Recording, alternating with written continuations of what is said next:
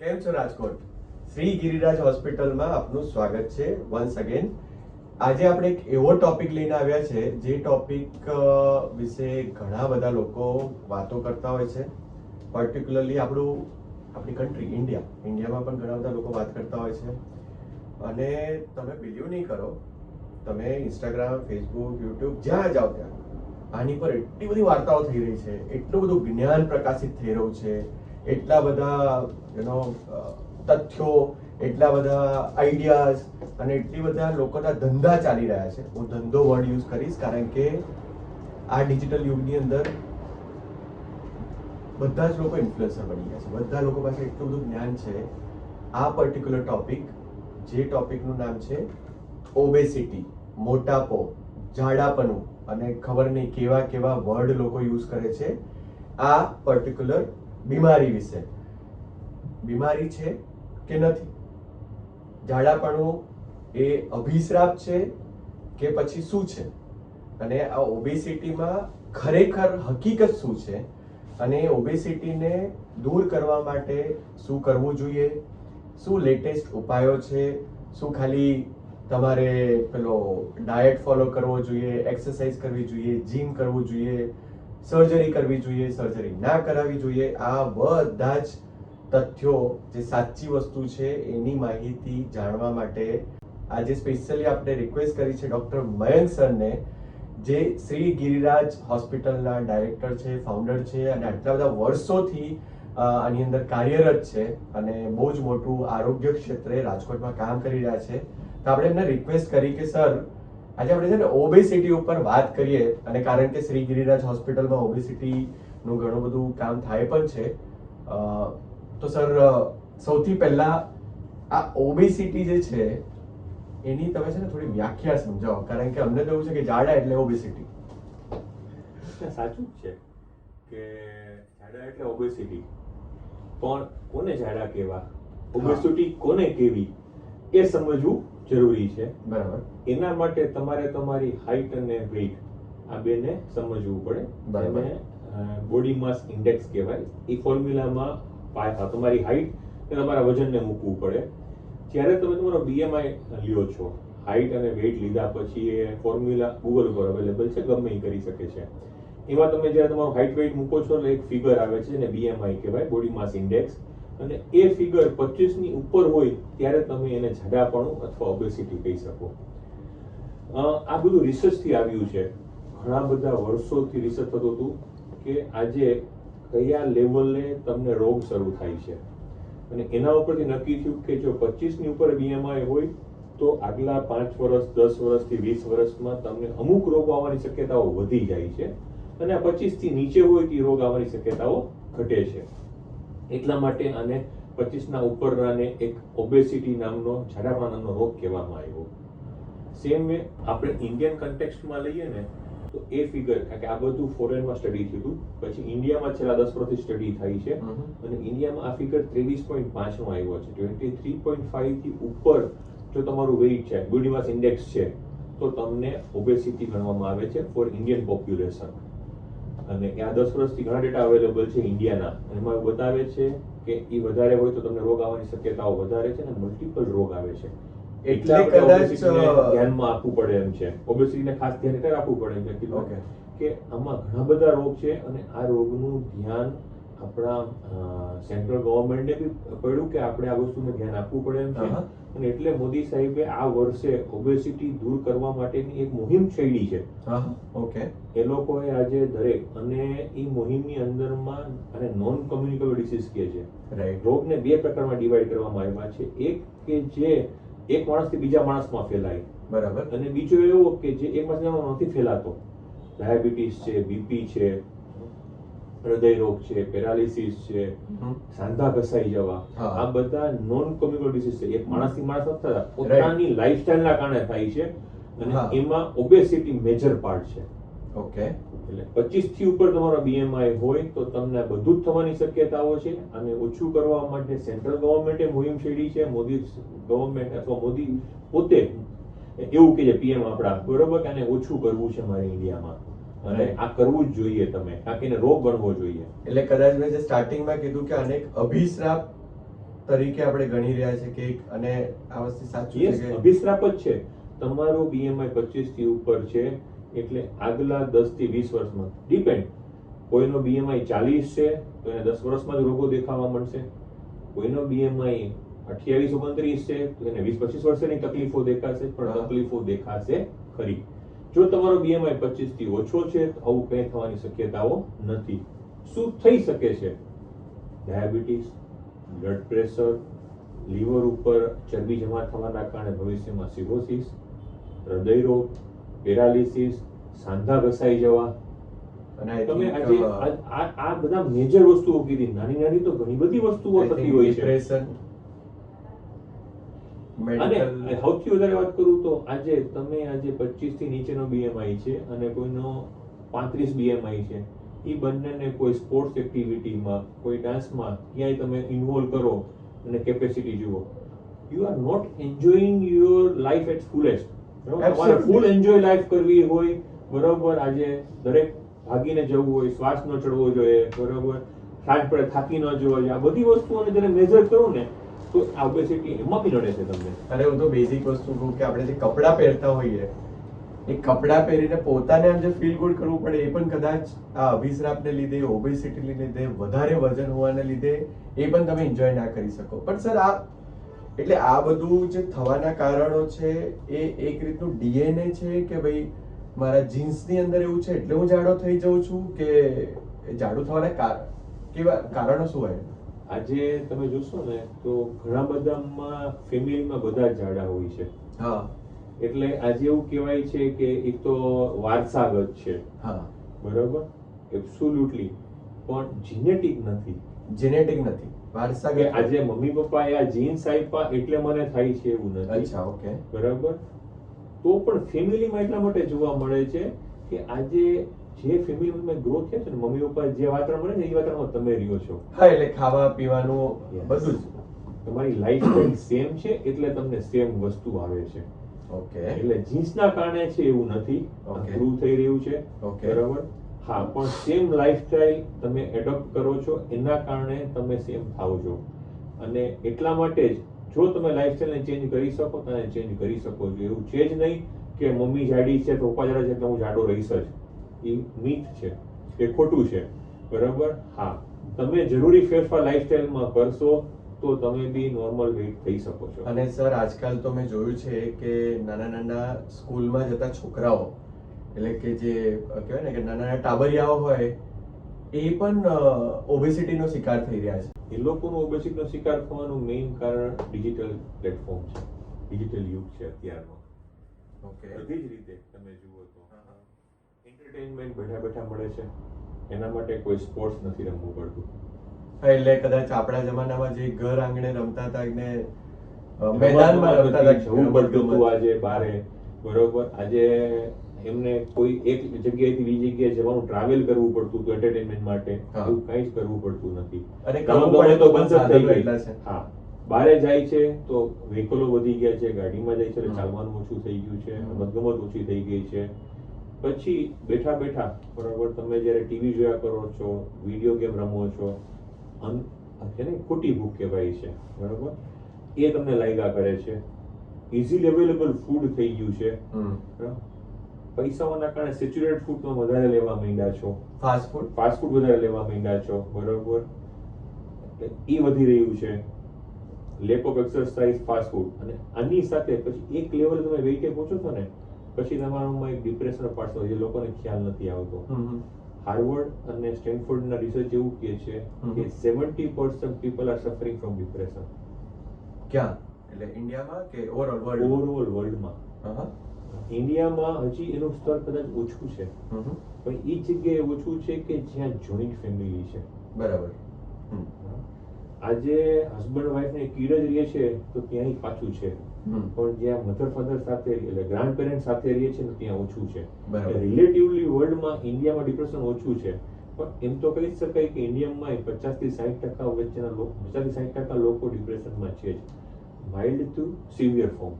અને આપણે ત્યાં મોડરેટ ટુ સિવિયર વાળા જ મેડિસિન લે છે, માઇલ્ડ ટુ મોડરેટ વાળા કે જે ચંક કદાચ ડિપ્રેશનના 100%માંથી 60-70% છે જે કાંઈ દવા લેતો નથી. એ ક્યાંક ને ક્યાંક બરોબર તમને એની ઇફેક્ટમાં તમારે ઓવર ડાયટિંગ થતું હોય છે અને એ પાછું અચ્છા. ઓબેસિટીને વધારતું હોય છે. એટલે તમારી sedentary lifestyle, accessibility, digital use, રમતગમત ઓછી થઈ જવી, ફિઝિકલ એક્ટિવિટી ઓછી થઈ જવી, આ બધા મુખ્ય કારણો છે ઓબેસિટી થવાના કોઈ પણ એજ ગ્રુપમાં. Yes. એટલે નાનું હોય કે પછી શોર્ટમાં એક જ વસ્તુ કહીએ એટલે આખોનું કન્ક્લુઝન કરીએ બરોબર તો લેક ઓફ ફિઝિકલ એક્ટિવિટી અને ડાયટ, આ બે થવાના કારણ ઘણા બધા છે, જેમાં મોબાઈલ એ મેઇન પ્લેટફોર્મ છે. ટીવી ને મોબાઈલ એન્ટરટેનમેન્ટના એ મેઇન પ્લેટફોર્મ છે. પણ આ બે વસ્તુ લેક ઓફ ફિઝિકલ એક્ટિવિટી, કસરતનો અભાવ, રમતગમતનો અભાવ અને fast food, easily available food, આ બે મેઇન વસ્તુઓ છે. બરાબર. સર, આની સાથે સાથે એક વસ્તુ એ પણ જોવામાં આવી રહી છે કે આજકાલ છે ને, નો ડાઉટ એટલે કોવિડ પછી ઘણીવાર એટલે ડિજિટલ પ્લેટફોર્મના પ્રોઝ અને કોન્સ બંને છે કે ડિજિટલ પ્લેટફોર્મથી એવું પણ થયું છે કે ઘણા બધા અવેરનેસ આવી ગયા છે. જે રીતે તમે કીધું, સેન્ટ્રલ ગવર્મેન્ટ પણ આ વસ્તુને આગળ લઈ જઈ રહી છે, ઓબેસિટી દૂર કરવા માટેના પ્રયત્નો કરી રહી છે. એટ ધ સેમ ટાઈમ ઘણા બધા એવા વેલનેસ સેન્ટર્સ છે, જીમ છે, યોગા સેન્ટર્સ છે અને ઘણા બધા સો કોલ્ડ ઇન્ફ્લુએન્સર્સ છે જે લોકો જ્ઞાન આપતા હોય છે કે ભાઈ પેલું કીટો ડાયટ ને ફલાણું ડાયટ ને લોટ ઓફ ડાયટ ના પ્લાન કે જેનાથી તમારું તમે પાતળા થઈ જશો, 10 કિલો વજન ઘટી જશે, 15 કિલો વજન ઘટી જશે 3 મહિનામાં. એટલે આવું બધું આપણે સાંભળતા હોઈએ છીએ ને એની જોડે જોડે એવું પણ સાંભળ્યું છે કે આના રિઝલ્ટ નથી મળતા. તો થોડું એના વિશે કહેશો કે આ એટલે ઓવરઓલ લાઇફસ્ટાઇલ મોડિફિકેશન્સ માં આ બધું પણ આવે છે કે what is this all about? અત્યાર સુધી આપણે ઓબેસિટી અથવા જરાપણું શું કામ થાય છે એની થોડી ચર્ચા કરી. હવે આગળ વધીએ કે આને રોકવું કઈ રીતે, મને ન થાય બરાબર, અથવા જેને થયેલું છે એને આમાંથી રિવર્સ કરવું છે તો શું કરી શકાય. બરાબર. એટલે એ હું આ આન્સર આપીશ એમાં તમારો આન્સર આવી જશે કયો ડાયટ કે શું.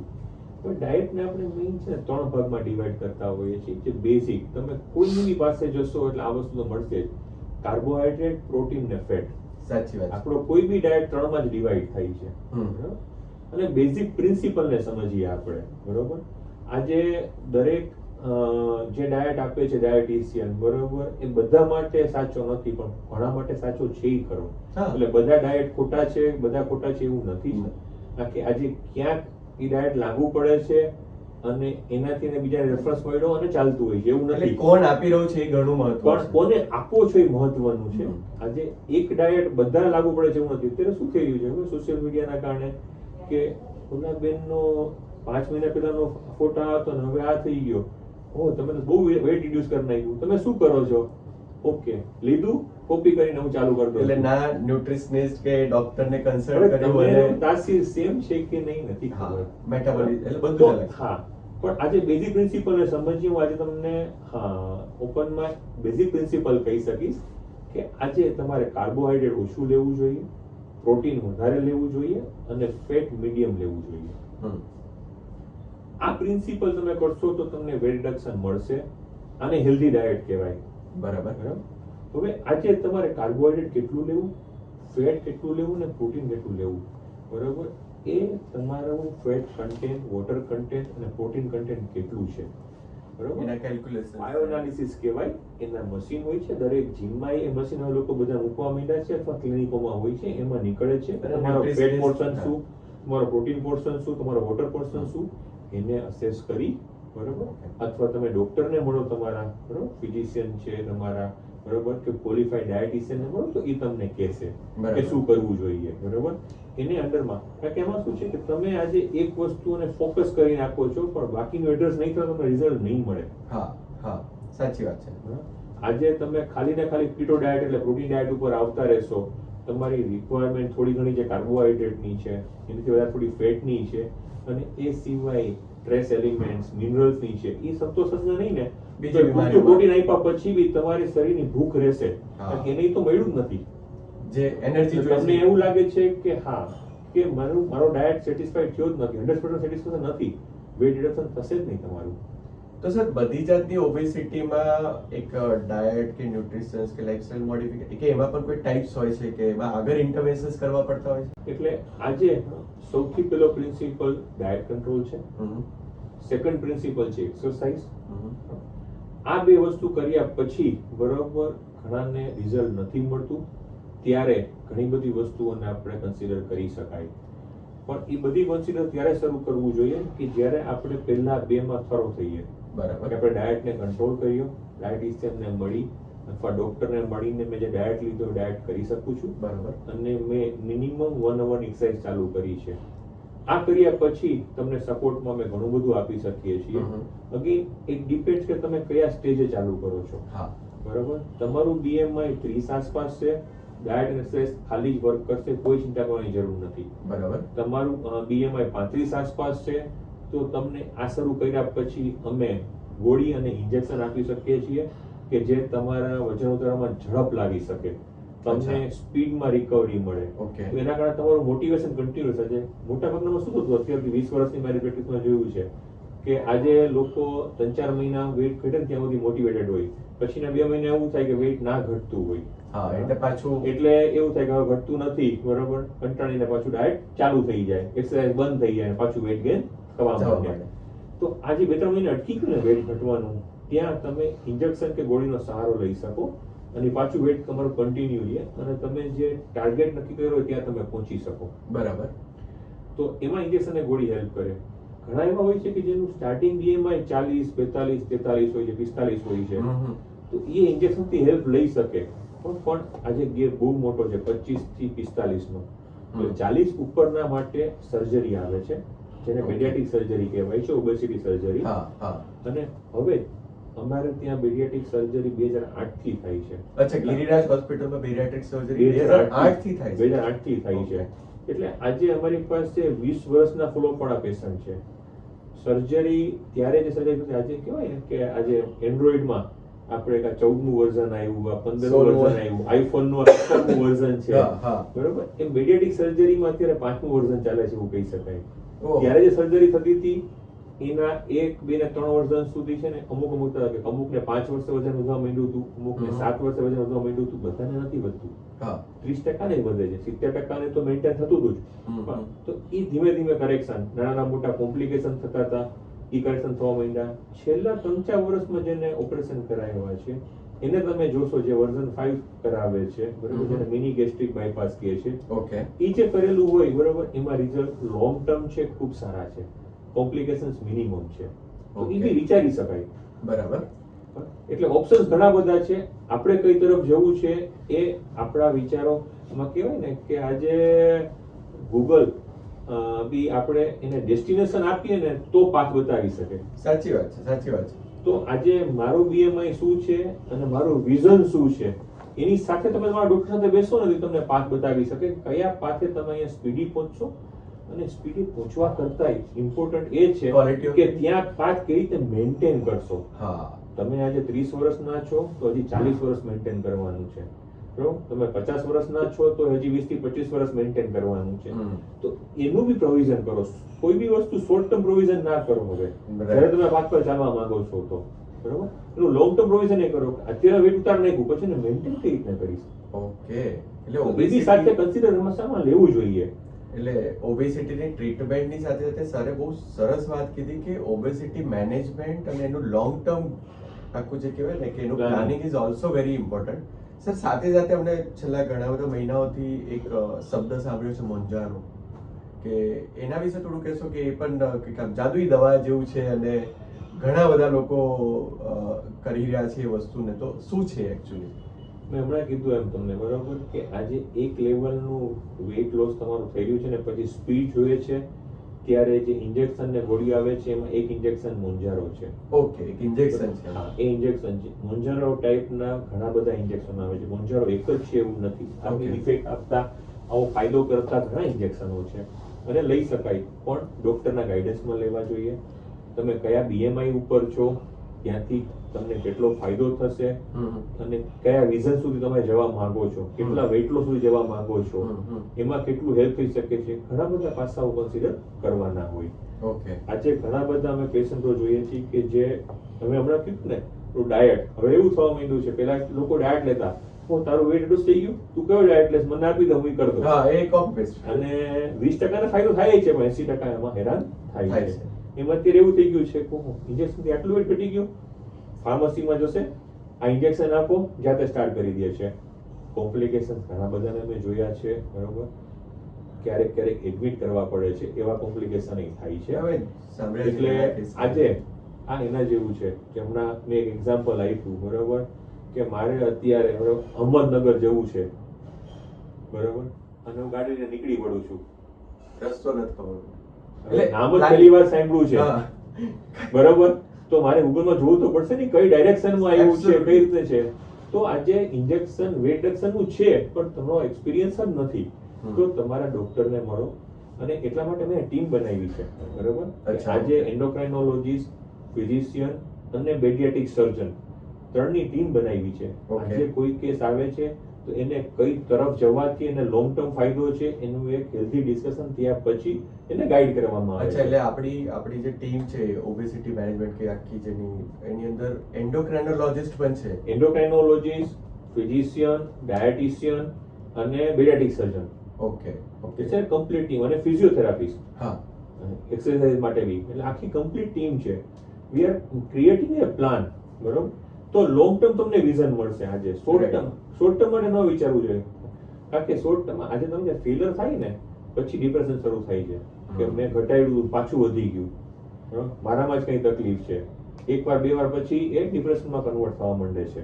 એટલે આજે જ્યારે તમે પ્લાન કરો છો તો લોંગ ટર્મ પ્લાનિંગ એ વિચારી શકાય. એટલે આજે બહુ સરસ મયંક સરે આપણને વાત કરી કે ઓબેસિટી હા અભિશ્રાપ છે, અને કદાચ ઘણા બધા અંશે એ કહેવાય ને કે સરે બહુ સારી રીતે ક્લેરિટી આપી કે આપણે માનવ નિર્મિત જે કહેવાય ને કે આપણે પોતે લાવેલી આ બીમારી છે, અને એના માટે ખાલી દ્રઢ નિશ્ચય નહીં પણ એની માટે એક પ્રોપર પ્લાનિંગ, એ પણ એક એક્સપર્ટની મદદથી, કે એવું નથી કે ભાઈ કોઈનું છે ને કોપી પેસ્ટ કર્યું અને ચાલુ કર્યું. સર ઘણા બધા એક્ઝામ્પલ્સ આપ્યા આની અંદર કે શું થઈ શકે છે, પણ એક પ્રોપર પ્લાનિંગ, પ્રોપર ગાઈડન્સ, અને મને જે બહુ સારી વસ્તુ લાગી કે એન્ટાયર કમ્પ્રિહેન્સિવ મેનેજમેન્ટ ઓફ ઓબેસિટી, કે જેની અંદર ખાલી ને ખાલી પેલા તમારા ઓબેસિટીના બેરિયાટ્રિક સર્જનનું કામ નથી, ફિઝિશિયન, એન્ડોક્રાઇનોલોજિસ્ટ, ન્યુટ્રિશનિસ્ટ, ડાયટિશિયન્સ અને ફિઝિયોથેરાપિસ્ટ, એનો એક કમ્પ્લીટ પેલું સોલ્યુશન છે એ ગિરિરાજ હોસ્પિટલમાં.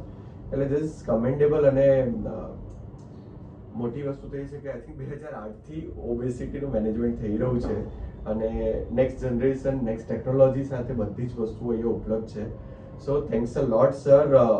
એક છેલ્લા તમને એક રિક્વેસ્ટ કરીશ સર કે એક એવો મેસેજ કે જે દરેક મા બાપે, દરેક પ્રિયજનોએ કે સાંભળવો જોઈએ, સમજવો જોઈએ, અને એમના જીવતરમાં એને કહેવાય ને કે આમ ઉતારવો જોઈએ, કે જેનાથી અભિશ્રાપથી, ઓબેસિટીથી દૂર રહે. મસ્તીમાં અમારા વડીલો કહેતા, મસ્તીમાંની પણ હકીકત હતી, એમ કહેવાય કે આપણને, બરોબર, ભગવાને એવું કીધું હતું, અમારા વૈષ્ણવો જે આપણે એને ખ્યાલ હશે કે દિવસમાં 5 વાર નાહવાનું ને 1 વાર ખાવાનું. આપણે એને ચેન્જ કરી નાખ્યું છે, બરોબર, 1 વાર નાહીએ છીએ ને 5 વાર ખાઈએ છીએ આપણે. એમાંય આગળ કહું કે આજે અમારી પાસે મોટા ભાગના લોકો એવું કહે છે કે સમય નથી, મારી પાસે સમય નથી.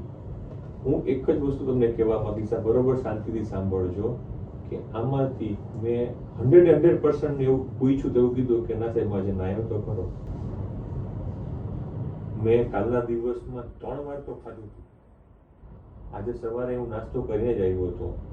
તમને મિનિમમ 3 વાર, અને મને ખબર છે મોટા ભાગના 5 વાર ખાવાનો ટાઈમ ગમે ત્યાંથી મળી જાય છે, ગમે એટલા બિઝી હો. સાચી વાત છે. નાવાનો સમય તમને ગમે ત્યાંથી મળી જાય છે, ગમે એટલા બિઝી હો. સાચી વાત છે. બરોબર. આ તકલીફ આવે છે તમને એક્સરસાઇઝમાં છે. તો એવો નિશ્ચય કરી શકો, જેમ આપણે નાયા વગર ઘણી વાર નથી નીકળતા, બરોબર, એક્સરસાઇઝ કર્યા વગર ઘણી વાર નહીં નીકળવું, એટલી સિમ્પલ હેબિટ, બરોબર, આપણામાં કલ્ટિવેટ કરી નાખીએ. 87% એવા છે કે જે પૂજા કર્યા વગર બહાર નથી નીકળતા. હા હા. તો તમને ડેઈલી ગમે એટલા મોડા હો, બિઝી હો, નાવાનો, ખાવા પીવાનો, પૂજાનો ટાઈમ મળે છે, એક્સરસાઇઝનો કેમ નહીં? એક હેબિટ આપણે ખાલી ચેન્જ કરીએ એક્સરસાઇઝની, બરોબર, ઓટોમેટિક તમારામાં ફિલિંગ આવશે કે મારે ડાયટને કંટ્રોલ કરવાની જરૂર છે. કારણ કે એક્સરસાઇઝ થી એન્ડોર્ફિન રિલીઝ થાય છે, બરોબર, જે તમને ખુશી આપે છે, એને ખુશી હોર્મોન કહેવાય. બરાબર? તમને એક્ટિવ રહેવા માટે, પ્રફુલ્લિત રહેવા માટેનો હોર્મોન છે. ઓટોમેટિક તમને ખ્યાલ આવશે કે હું ખોરાક ખાઈ રહ્યો છું, અમારે ન ખાવું જોઈએ, એની તમને હેલ્પ મળશે. સ્ટ્રેસ તમારો કંટ્રોલ થશે, બરોબર. એટલે તમે ખાલી એક્સરસાઇઝ રૂટીનમાં લાવશો ને તો તમારું 70-80% કામ થઈ જાય છે ઓબેસિટીનું. એટલે દરેક પેરેન્ટ્સને કહીશ કે ખાલી એક હેબિટ ડેવલપ કરો તમારા છોકરાઓમાં અને તમારા પોતામાં. તમે કરશો તો છોકરાઓ જોઈને કરવાના જ છે, બરાબર. કે એક મને ટાઈમ નથી કાઢી નાખો અને એક્સરસાઇઝ ને નાવા જેવું ગણી અને રોજ લાઈફમાં મૂકી દો. અને એનાથી આવે મોટી બીમારી, ગંભીર બીમારી, જે બીજા 10-15 કેટલાય રોગોને લઈ આવે શરીરની અંદર, એવા અભિશ્રાપથી આપણે દૂર રહીશું. Thanks a lot sir, thanks a lot તમારો સમય આપ્યો. અને એઝ યુઝ્યુઅલ હું દર વખતે કહું છું, આ વિડીયોને લાઈક બિલકુલ ના કરતા, જરૂરત જ નથી લાઈક કરવાની, પણ આ વિડીયોને તમારા પ્રિયજનોમાં, ફ્રેન્ડ સર્કલમાં, રિલેટિવમાં શેર જરૂર કરજો. કારણ કે કદાચ તમારું એ 30 સેકન્ડનું કામ કોઈનું જીવન બદલી શકશે. Thank you.